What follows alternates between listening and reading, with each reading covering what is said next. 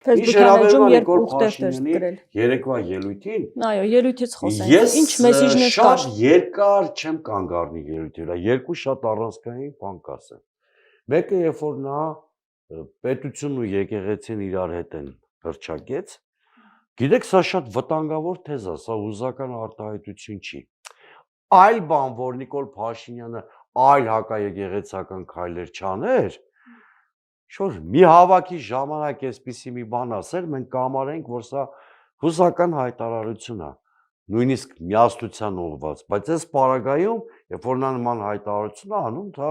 առնվազն աշխարհիկ պետության սկզբունքի ոտնահարում է նշանակում, սա առնվազն նշանակում է ոտնձգություն եկեղեցու ինքնավարության դեմ, սա մարտահրավեր է հանրային համերաշխությանը, եւ այս հայտարարության մեջ քրեական հանցագործության տարեր կան։ Այսինքն ավելի հեռուն գնացող ծրագրեր կա եկեղեցու հետ կապված։ Մնում է հաջորդ հայտարարություն, արդեն չզարմանաք։ Քանի որ նա նույնացնում կամ մեկ ամբողջության մեջ է դիտարկում պետությունն ու եկեղեցին, ու քանի որ այն հայտարարության տեքստում առաջինը դրված է հենց իր ստորագրությունը, ես չեմ բացառում, արդեն չեմ բացառում, որ եկեղեցու գլուխ հենց իրեն հռչակի Նիկոլ Փաշինյանը։